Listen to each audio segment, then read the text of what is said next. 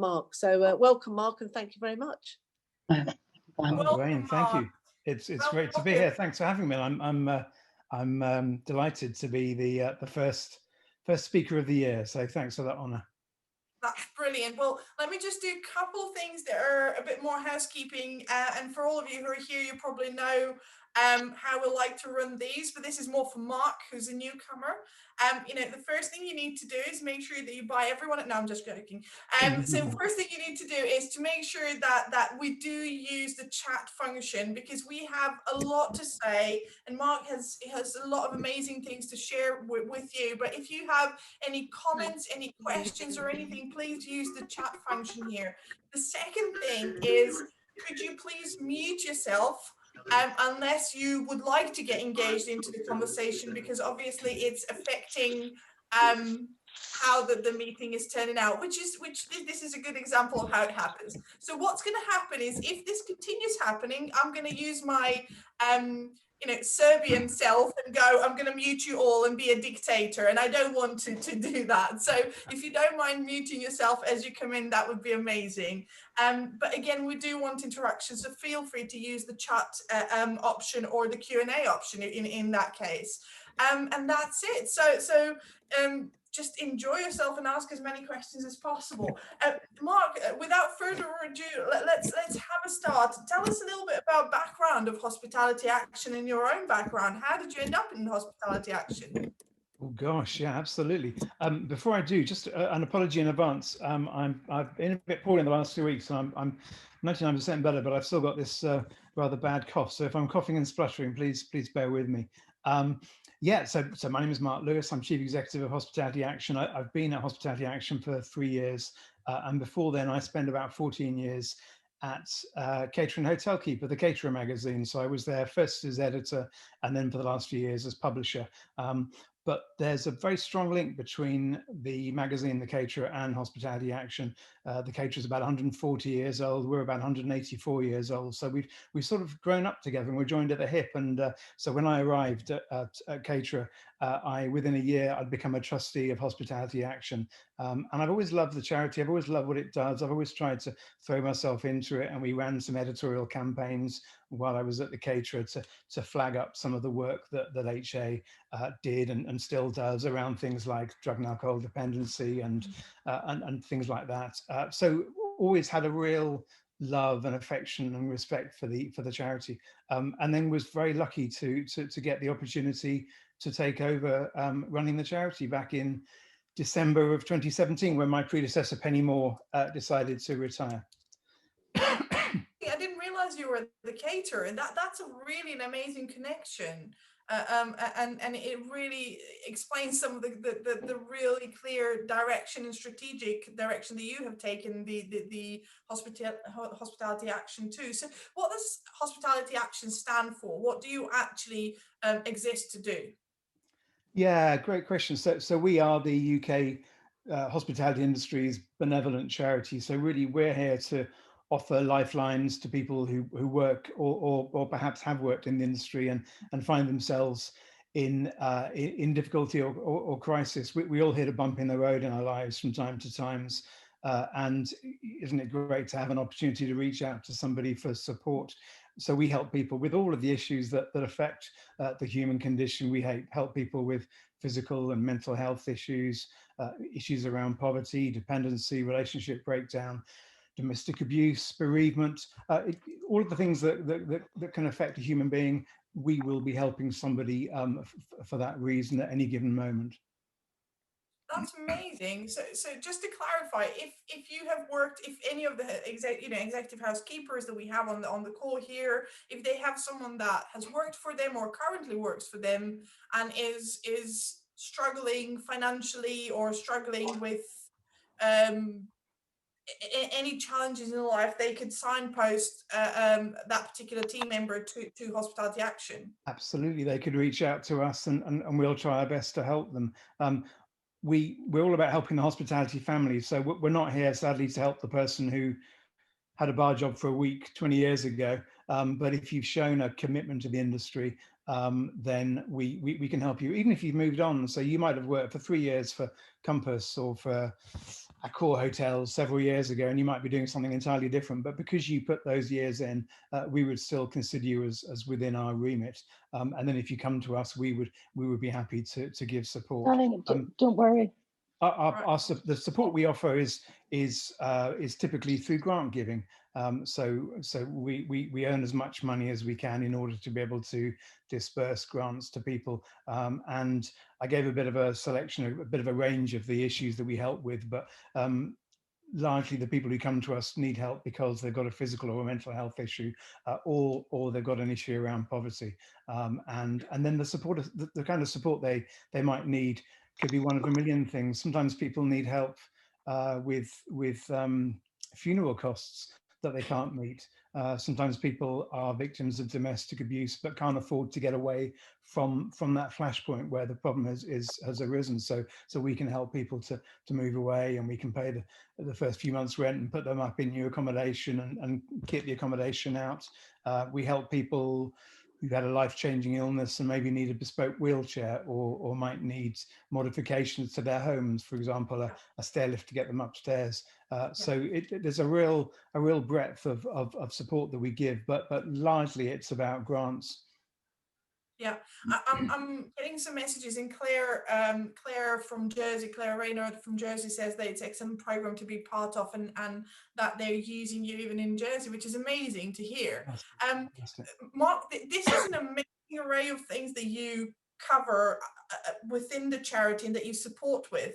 Do you think that people know about this? Do you think that people know actually the extent of support that is available? Because, you know, I have been there for presentations a number of times, but I wasn't aware, for example, that you would be able to help someone with new accommodation and things like that. So do you think that people are aware of the extent of things that you do?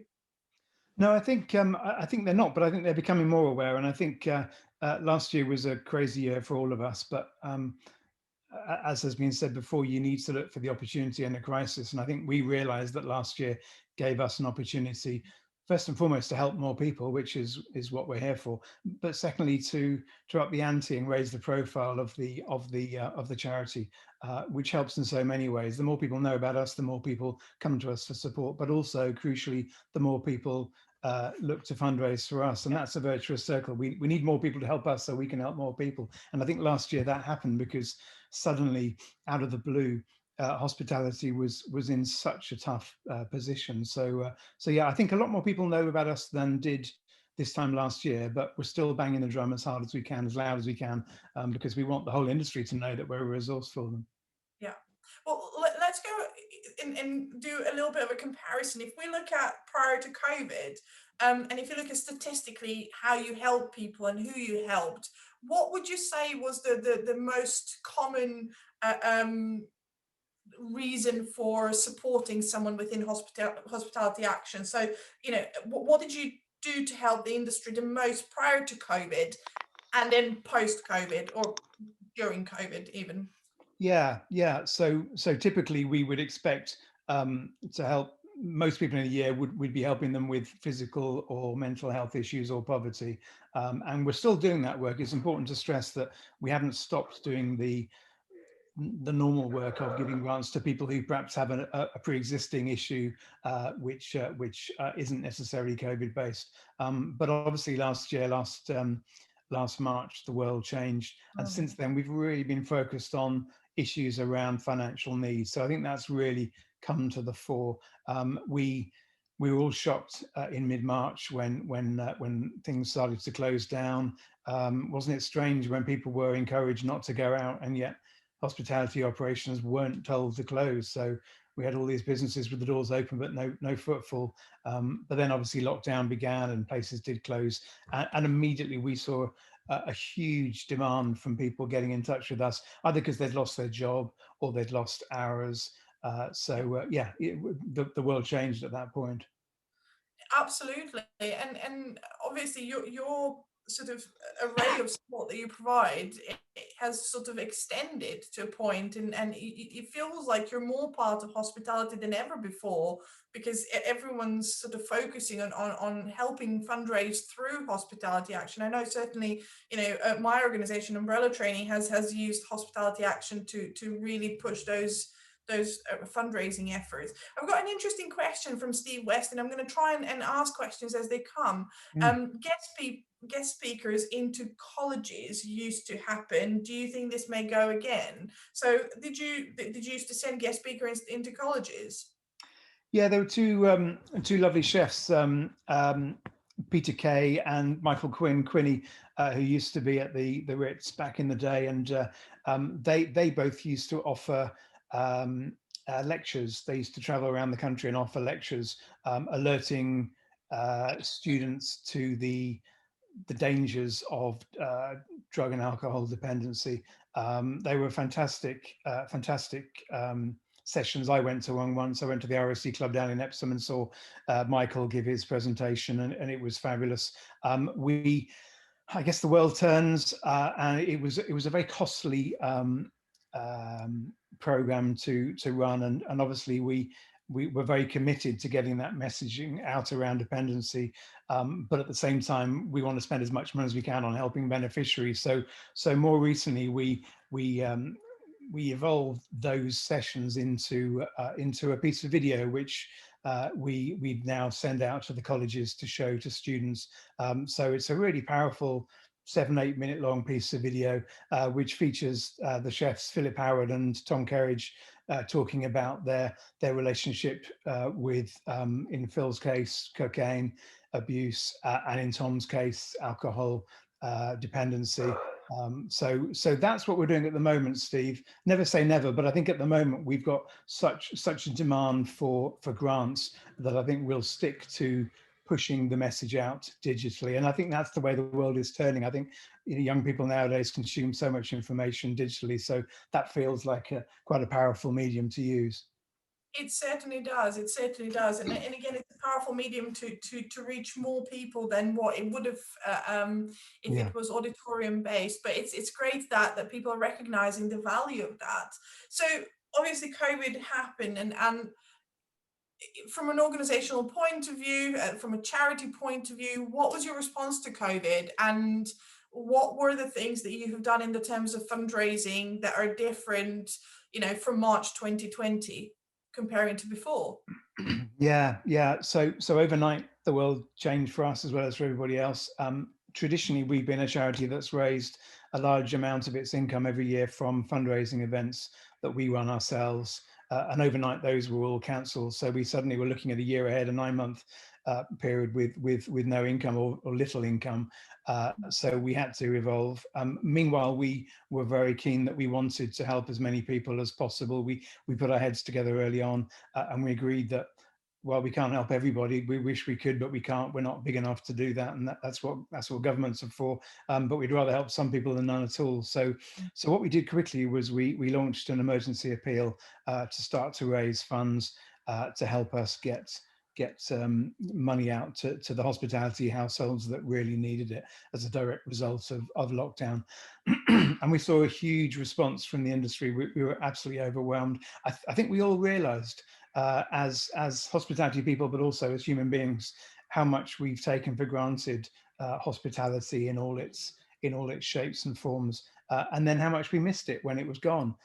You think nothing of dropping in for a pint or a glass of wine or a beer or a bite to eat, and then suddenly when it's gone, you realize how enriching hospitality is. So I think a lot of people woke up and thought, wow, this is tough. You know, I really want hospitality to be back on its feet as soon as possible. And I really feel an empathy for the people who work there.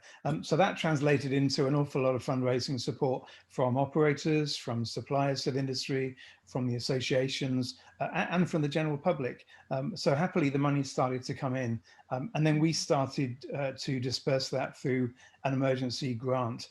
So at first we were giving people or families £250 just to keep food on the table and pay the bills while they waited for universal credit to come through. And then latterly, as more money came in, we were able to boost that up to 500 or 750 pounds, depending on how many children people had. So that was our initial response, just to get those grants out the door. If I tell you that on the Monday morning in the last week of March, when we opened the portal to receive applications for grants, that within an hour we'd had 22,000 emails, that gives you some sense of the scale of demand. So it was off the scale, it really was. And we've been doing our best ever since, just to help as many of those people and the others who've got in touch since. I mean, I can see people's faces and the reaction is quite, everyone's probably shocked at the number. I'm going to put you on the spot because we haven't actually agreed that I'm going to ask this, but I'm sure that you will have this numbers to hand. And if you don't, we can share this at later stage.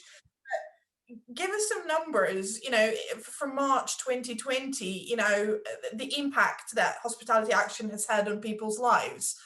We can hear the stories, and we've heard the stories in the past and the videos and everything else, but the hard data, what does it show to you? How many people have you helped? How much money was distributed? What difference did it make? Yeah, so I mean, we help people in all sorts of different ways. So I can speak specifically to grant giving, and we reckon we've helped about 6,000 hospitality households since March of next year. So that, and if you times that by 2 or 3 or 4 or 5, depending on how many children, then you're looking at many thousands of people helped. Again, I wish it were more, but we're not social services. We're just doing the best we can. But we have other means of helping too. So grant giving, emergency grant giving was our first response. We also have a scheme called Golden Friends, and I can see some people on the call who actively support Golden Friends. Golden Friends is an outreach program which is all about keeping loneliness and isolation at bay for thousands of industry retirees.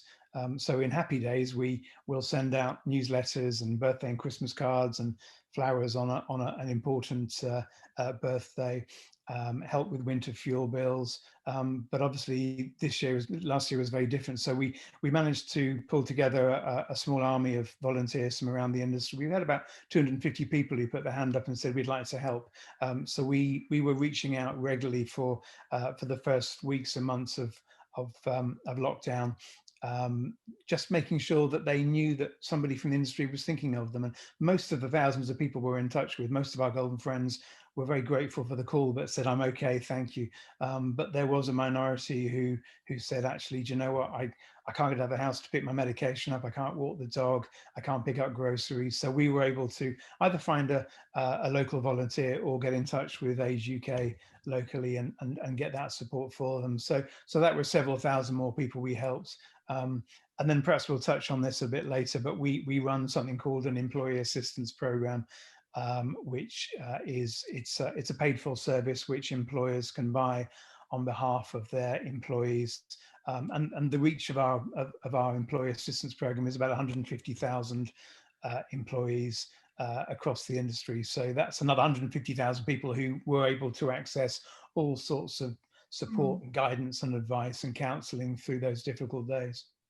Well, let's stay there, because on this call we have quite a few senior decision makers within the business, and we know that the executive housekeepers actually are having real influence in the boardroom today more than ever, because of the amazing change management ability they've all shown. So I think steering the boards and steering the senior decision makers and the general managers into something like this would be something that an executive housekeeper could bring to the forefront, and hopefully will bring to the forefront. So tell us a bit more about the employee assistance program. How does it work? How do you, how much does it cost for an employer to be part of that, and how can it help a business? And then if you can sort of give me a little bit more about what do you do to support businesses, because like I said, there's quite a few people here that are part of large businesses or small and medium businesses that they could really influence. Yeah, absolutely. So the employee assistance program is something we're really proud of. It's not our idea. Other programs exist. We call them EAPs. for short, but we're proud of ours because it was built specifically with hospitality in mind and built by hospitality people. So I guess HA as a charity is all about keeping people in the industry happy, healthy, and productive. And all employers want their teams to be happy, healthy, and productive. They want them at work, working hard, but enjoying themselves, enjoying their work, and enjoying their lives. And the Employer Assistance Program really gives them an opportunity to invest in making sure that people have access for support when they hit a bump in the road. And that's what the program is all about. If people's problems become acute, we can help them in different ways, maybe with a grant or some counselling. But an EAP is all about heading off issues before they become acute. So let's say, so stepping back, let's say I run a hotel group called Lewis Hotels, and I buy into the EAP. So I would pay £5.50 per person per year to have access to the scheme.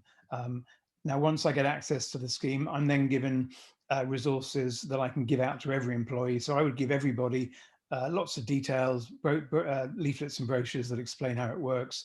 Also a card that they can put into their wallet or purse with the details of our website and our 24/7 helpline. So people know if ever they hit that bump in the road, they can get in touch. But then the idea is that, let's say I'm working at Lewis Hotels and I'm a little bit too much on the booze. I'm drinking a bit too much. It's okay. I'm dealing with it, but I think it's becoming a bit of an issue. Rather than let it get acute, we encourage people to use the EAP and reach out and say, can I have some confidential advice, please? So that's what it's all about. It's all about giving employees around a business an opportunity to help solve their own problems, their own challenges. Mark, bearing in mind that the state of mental health of the nation and mental well-being of the nation and the impact of pandemic, does the EAP scheme that you run currently have support in that area in the terms of sort of counselling? So if an employer was to pay the £5.50 per person per year, would that mean that they could signpost their employees to professional counselling if that was what they needed? It's exactly that. Yeah. So there's a range of benefits. So personal counselling by clinicians, legal guidance, addiction support. There's a parenting helpline. There's a financial well-being service. So there's a huge range of support there. We've calculated roughly that if somebody, touch wood, nobody would ever be in this situation. But if anyone ever wanted to make use of all of the facilities in a calendar year, it's about £1,200 or £1,300 worth of benefits for that £5.50. So there's a lot of guidance and advice there. But absolutely, if somebody had an issue, they could reach out to us confidentially. They would be spoken to by a clinician. There's an initial triage process where an expert will get a sense of what the issue is and then decide where to push them to next for support. But yeah, that it could be that we push them out to an expert in elderly care, dealing with elderly care issues, or an expert in financial issues, and then we would give people up to 6 counselling sessions initially. Then that could grow to another 6, and then we'd have a conversation with an employer if we think somebody needs longer term support. But yeah, it's full of value, and I think there's never been a better time than now for employers to invest in the physical and mental health and well-being of their teams. We've all been through the mill. It's hit us all hard. Nobody can say that COVID hasn't hit them hard. We're all a bit battered and bruised, and so this is an opportunity for employers to say to their teams, look, this is for you guys. Here's a whole suite of ways of helping yourself. That is an amazingly, that's a great value for what the employer would need to pay. And I think it definitely shows that we need as many employers to do something like that. And it might become a differentiating factor in the terms of when employees are choosing the sort of best place to work for themselves, that this is something that they look into, because certainly that support is worth, like you said, thousands, and it's there and it's available and it's easily signposted. Exactly. That is is really good. I mean, you've done quite a lot of other work with businesses as well, not just this direct support that is so crucial, but it provided a bit of a sense of purpose. I know certainly at Umbrella Training, we've done the 20,000 mile challenge. Well, contributed to that. We haven't done it. Yeah, you're a big A contributor. little bit. Yeah. And we have also done Walk for Calm, that Hospitality Action also. And that was an amazing team building moment for us. How many businesses got involved in something like that? And is there something new that you're planning that we can engage with, and that other executive housekeepers on the call here could encourage people to get engaged with? Yeah, well, the answer to that final question is yes. We're never far from a new initiative. I've got a few that I'd like to mention in a moment, if I may. But you're right. I think there were so many challenges to our mental wellness that came with COVID. It was such a toxic cocktail. People were anxious about the future. That they felt grief, sometimes at the loss of a career, sometimes at the loss of a business, or even a friend or relative. Because sadly, we all know somebody, or know somebody who knows somebody who's been lost to COVID.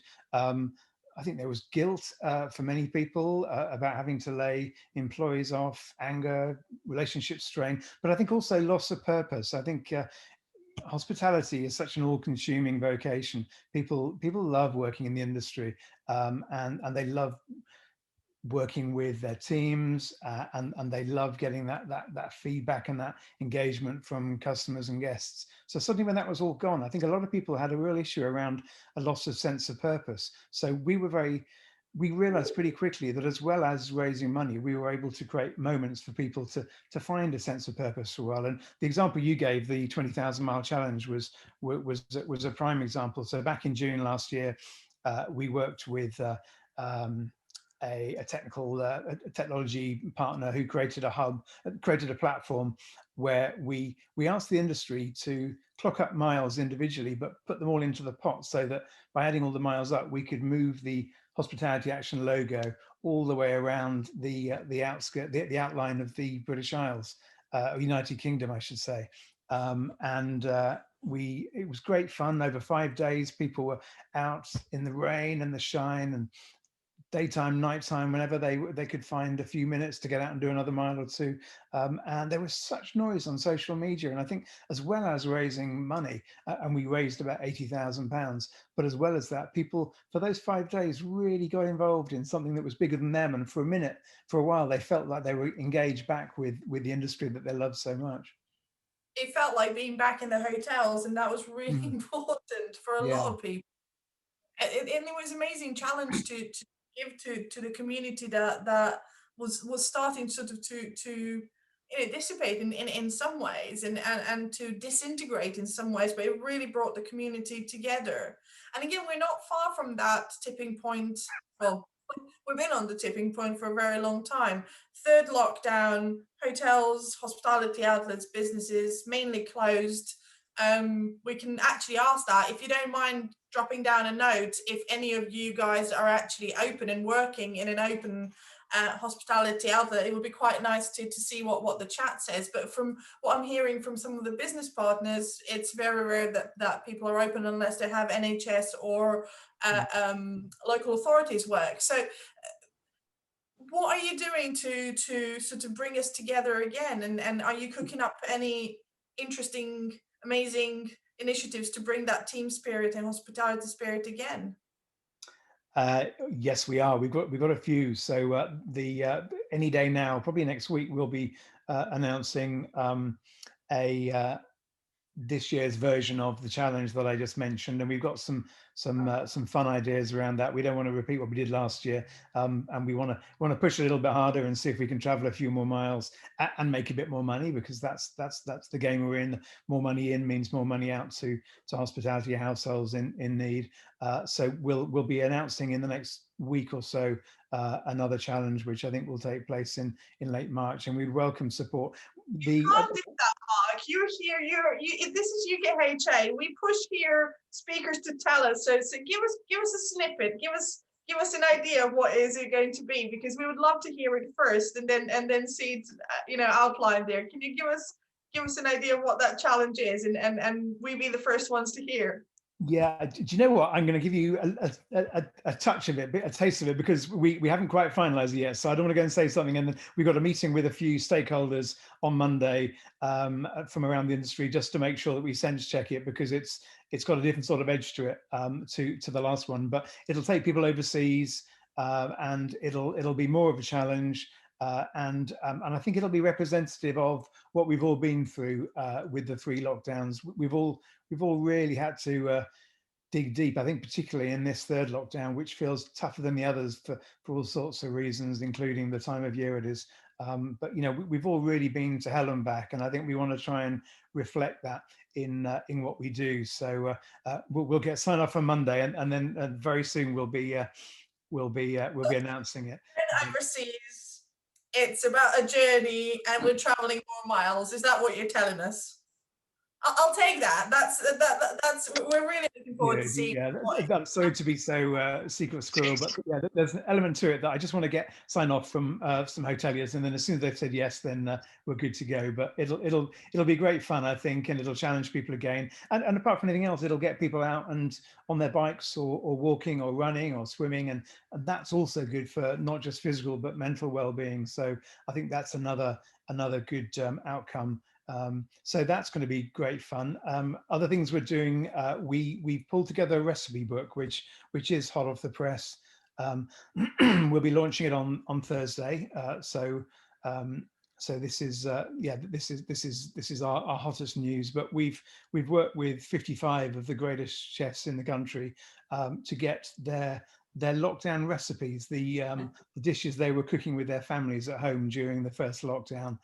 So we've got a dish for every day of lockdown 1, and we're working with a publisher who's pulled together a beautiful looking book. So we've got fantastic names. We've got Gordon Ramsay and Jamie Oliver and James Martin and Angela Hartnett and all sorts of great names. You name them, and they're probably in the book. So that's our next big push. This is brilliant. Where we can buy it.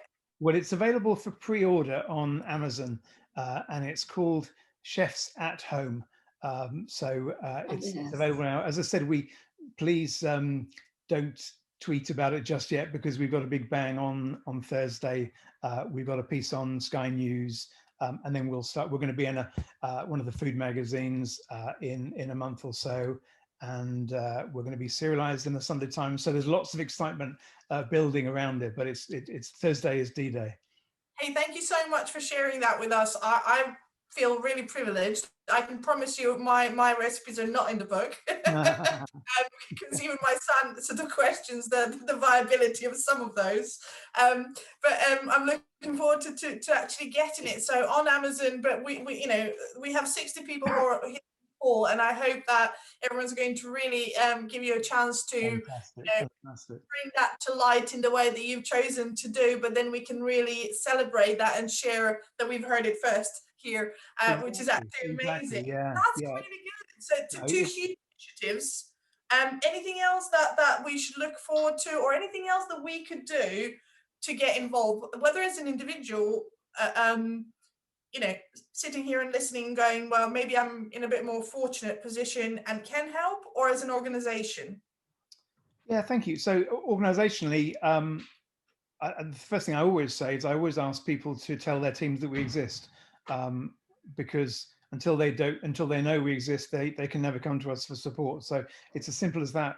Next time you speak to colleagues, just say, did you know there's a charity called UKHA which is there for us? And then it'll be in their mind, and who knows, maybe in a year's time or a day's time or a week's time, they might need our help. So that's the first thing, just to spread the word, spread the gospel about the charity. Secondly, please, if you're thinking of doing a sponsored run or a sponsored bake or whatever it might be, please consider us as the beneficiary, because I've said before, but money in means money out. The more money we make, the more families we help. So signposting to the teams, support on an individual level, get involved in the virtual challenge. Another thing I would mention is an initiative that some of you may have come across called Invisible Chips, which we asked a question about it, which is amazing. So what about the chips? So we had this idea. We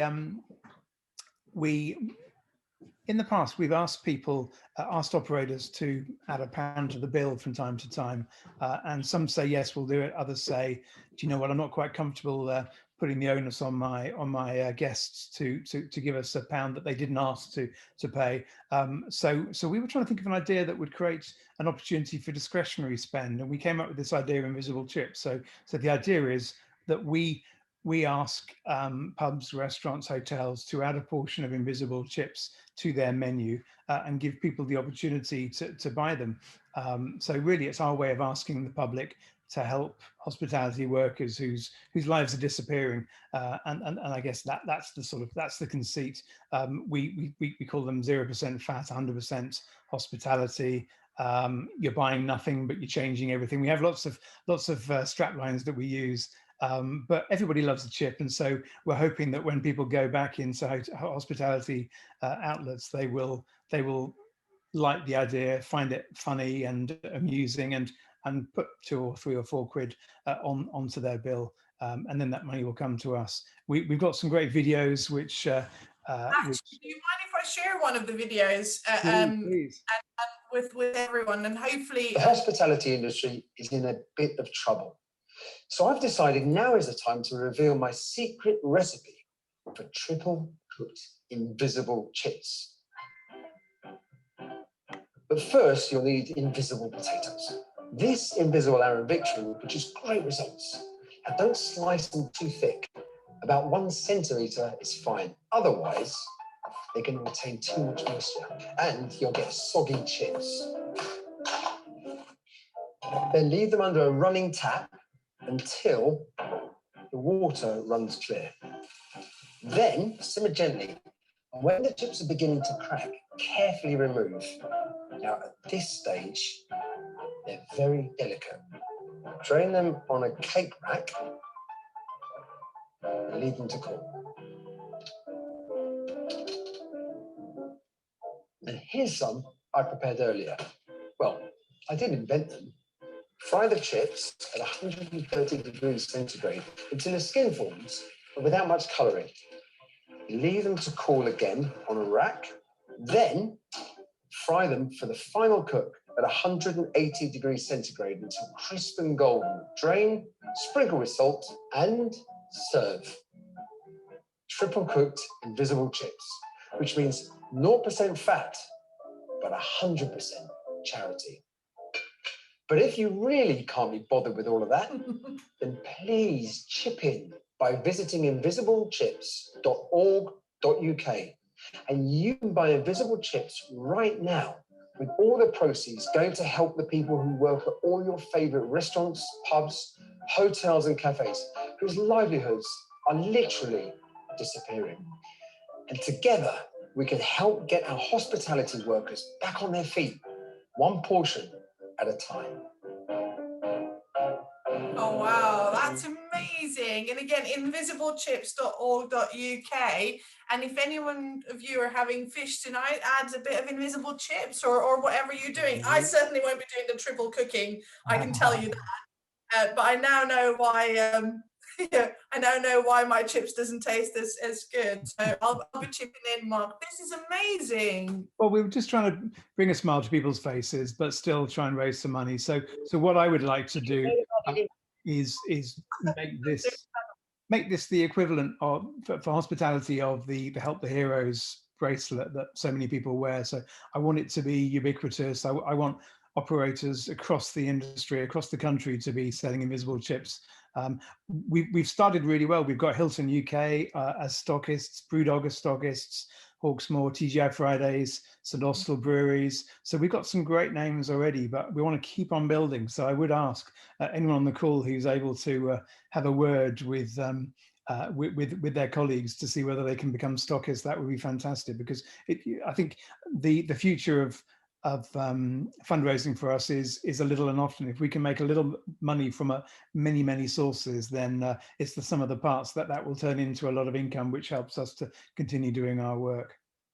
Absolutely. And I mean, it's really, we've got Liz here that I absolutely adore. Invisible chips, great idea if you're on Slimming World of Weight Watchers. And I love it, absolutely love it. Yeah, so you know, this is such an easy way, and there's quite a few videos that you could actually share with your teams and really inspire your teams to support some of the less fortunate in our industry, but also to ensure that if they are finding themselves in a difficult position, you know, in the future, there is a structure and there is a charity that is there for them. And you know, we haven't had that in hospitality. Certainly, you know, hospitality is one of the least protected industries in the terms of trade unions and some of the other things that happen, and having this layer of support really, really helps. Someone's Carrie suggesting, this is really good. What about supermarkets and their freezers and checking out what, you know, you could be bought? Have you ever thought about sort of connecting with organizations like that? It's a really good idea, and we're trying at the moment. It's quite tough, as you can imagine, to get through to the decision makers, but we're banging away. And the Heston link gives us a way in at Waitrose, which we're exploring at the moment. Meanwhile, we're having really good conversations with Tesco and Sainsbury's about stocking the recipe book that I mentioned earlier. So, and if they do that, it looks like they will, then that creates another link in. But yeah, it's a really good idea. One thing we are hoping to do is to work with a fantastic chef called Pierre Kaufman, who now works with his sister and brother-in-law selling potatoes from Lincolnshire. So we're having conversations to see whether we could have a Kaufman's invisible potato. And we're playing around with some fun ideas, and we'll see what it turns into. But it's all about having fun and bringing a smile to people's faces and telling stories. I think that's what I brought from the caterer to HA was a sense of the importance of telling stories. We can tell people till we're blue in the face about, you know, the more difficult sides of life and the difficulties that people have with physical health issues and poverty issues, but actually we just need to tell stories and bring smiles to faces, and that's what makes people remember us. Absolutely. So talking about storytelling, what are the stories that you will be telling in the future? What does future hold for a HA? What do you see yourself doing in a year's time? And if we dream up a world where we are back to, let's call it post-COVID time. I'm not even going to say, you know, new time or anything like that, but post-COVID time, what does the future hold for hospitality action? What does the future hold for industry? Get your crystal ball out now. Gosh, yeah. I think the simple answer for us is more of the same, because there's no doubt, sadly, that the demand won't fall away. I think in the short term, the industry is getting towards the edge of a cliff edge, a cliff face, and I think we're going to see a lot of attrition in the next few months, sadly. I think there's a lot of what we call zombie businesses out there, businesses that probably will never get cracking again, but they're not closing because they want to give people the opportunity to claim furlough. So I think many businesses will fall away. I think city centres are going to look very different. So it'll be a changing landscape. But on the other hand, I think there are big operators out there that are already putting war chests together to start buying prime sites when they're available, and things will come back. I think people, we saw from Eat Out to Help Out that people are desperate to get out and see their friends and go back to the places they love and have a lovely meal and have a lovely glass of wine and stay at a lovely hotel. So I think there will be a huge, it'll be like the Roaring Twenties all over again. It'll be the Roaring 20s again, yes, just a century on. So I think, you know, there will be good times ahead, that there'll be a huge rush from the general public to get out again.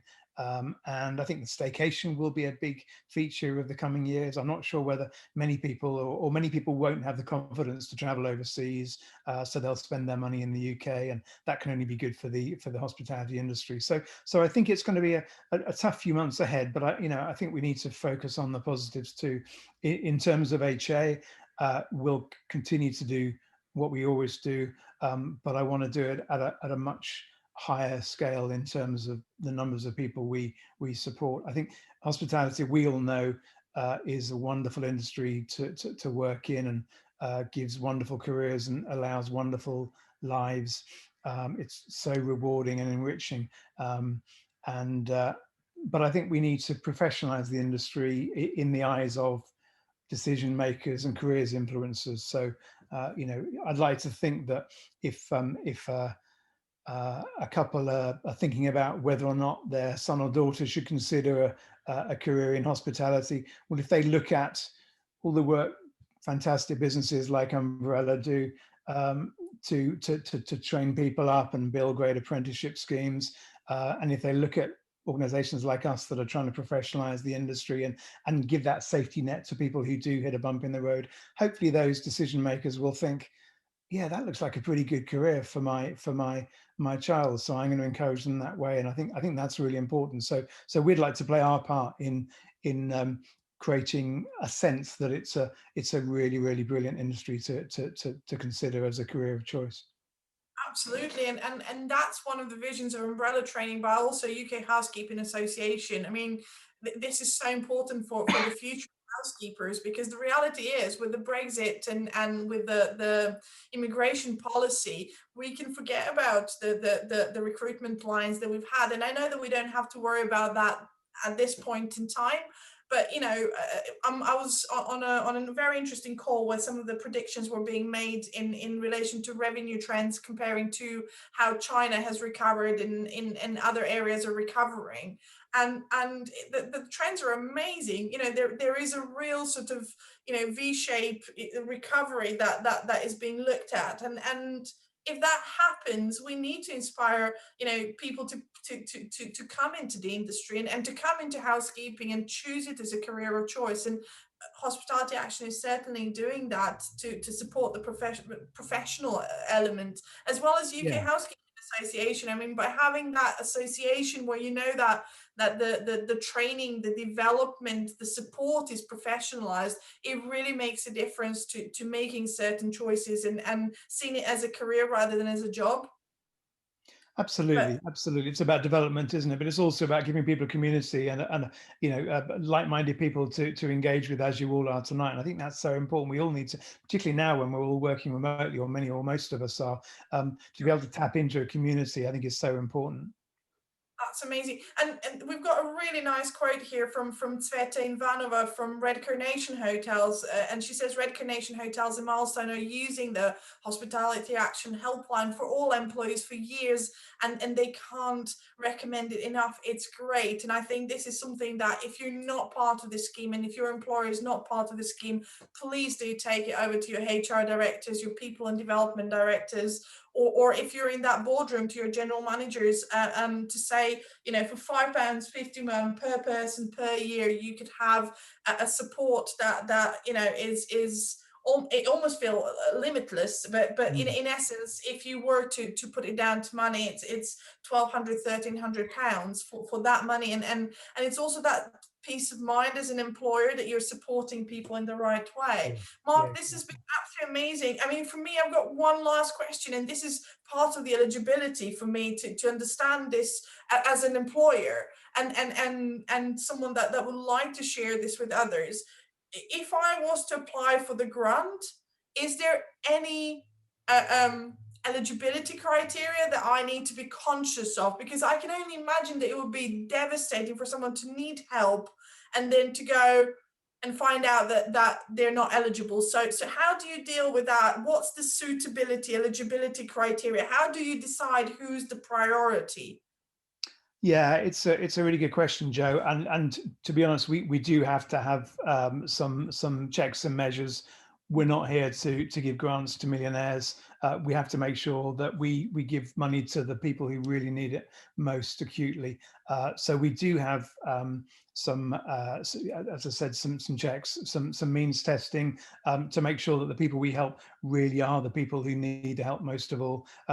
And as we grow in scale and as more people know about us, we will continue to help more and more people. But I think that's true of any charity, to be honest. And the Charity Commission that oversees all of our work, our watchdog, if you will, they're very clear that we need to have robust checks and measures, because there are scammers in all walks of life. I had a scam call on my phone this morning from somebody claiming to be HMRC.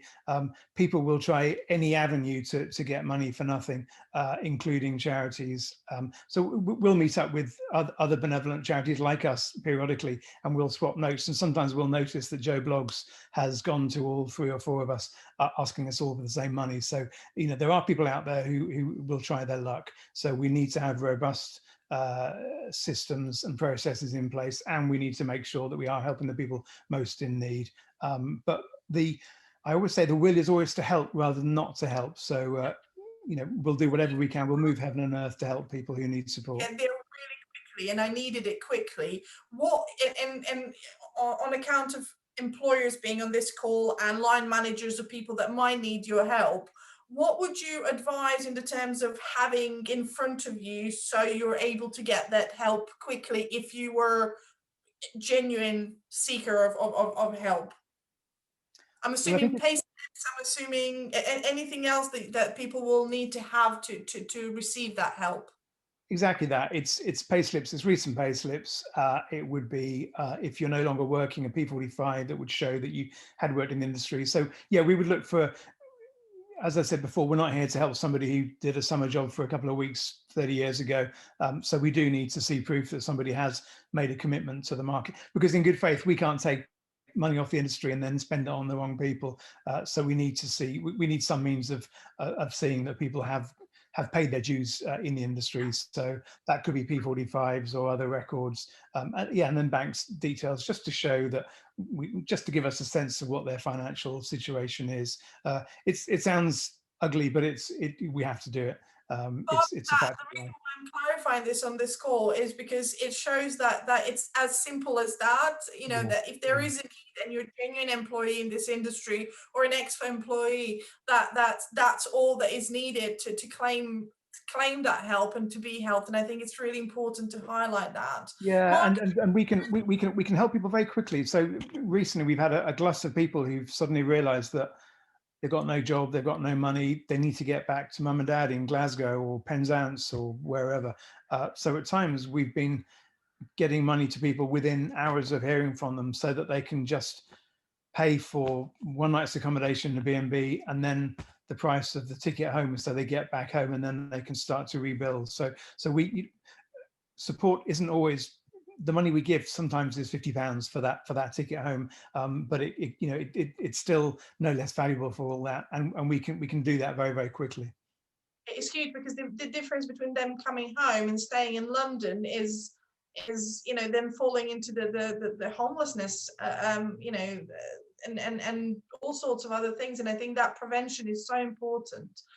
Mark, any sort of last words of wisdom on this call? Anything that you would like to share with these amazing people? We've had 60 odd people on the call all the way through, which is absolutely amazing. So thank you everyone for being here and for listening. Mark, anything from you? Really, just a big thank you from me. It's always welcome opportunities to speak to people around the industry and tell our story. We're very proud of what we do at HA, and we want more people to know about it. We want more people to bang the drum for us. So yeah, I'd say thank you. But also just that message again, please, if you do one thing after this evening's meeting, it's just to email or call a few of your colleagues and say, if you didn't know, HA exists and they're there for you. And if ever you need to have a chat with somebody or you need a bit of help, give them a call. But they can't call us if they don't know that we exist. So yeah, please help us bang the drum. That's amazing. Thank you so much, Mark. This was an amazing discussion, at least for me. I hope the rest of you have really enjoyed it. I'm going to call back Lorraine in a second and ask her to close the meeting officially. But I do want to share a couple of things with you that are not as momentous and amazing as Mark's call, but it is a National Apprenticeship Week this week. If you do have apprentices, celebrate them. If you don't have apprentices in your businesses, do get on board onto apprenticeship scheme. If you're worried that you don't have funding, there's transfers available. There is so many ways to get your people trained, and certainly housekeeping apprenticeships are absolutely amazing at the moment, especially the clinical cleanliness route that can be taken. So please get in touch if you're interested in apprenticeships. And as part of supporting through this dreadful third lockdown that is driving us all mental, devised a 12-week no more banana bread program.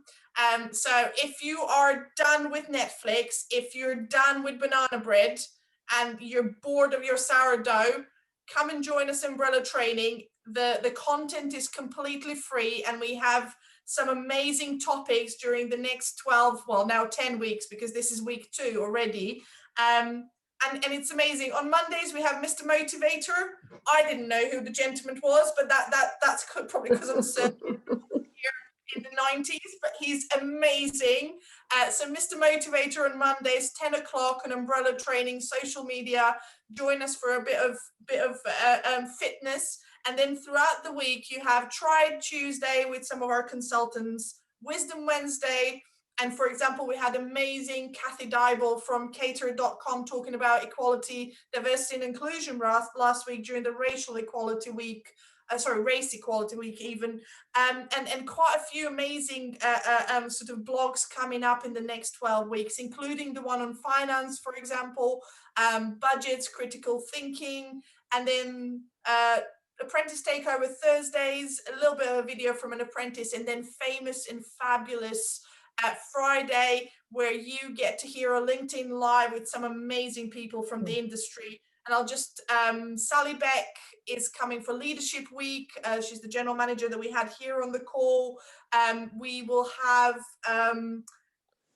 Jodie Goldman, who is specialist in image and how to present yourself. This is all free. Please share it with your teams, because especially if they're on furlough, this is something to be part of and get involved. So thank you for giving me space to say that. Lorraine, over to you.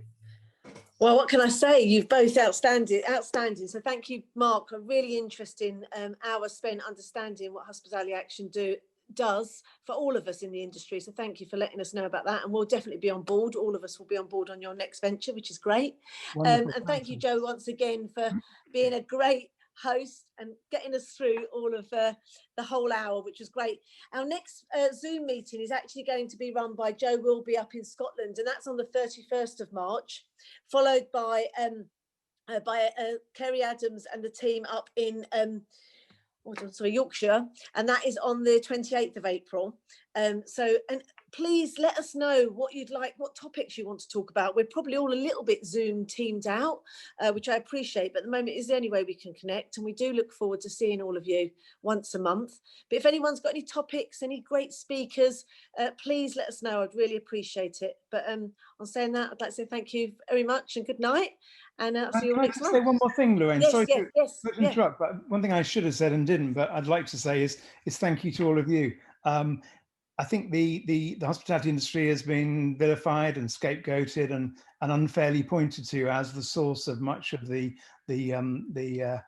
spread of COVID. And I think what you guys do is fabulous, and you're experts in looking after people. That's what you do. You take care of people, and you keep them safe and well, and you give them wonderful experiences. So for me, thank you. And yeah, I look forward to a day when I can see you all in the flesh again. Yeah, that's lovely. Thank you, Mark. Thanks, everybody. And lovely to see you all. Happy Tuesday. Same to you. Thanks, everybody. Thank you. Bye. Bye-bye. Good night. Bye-bye. Bye. Thank you. Bye.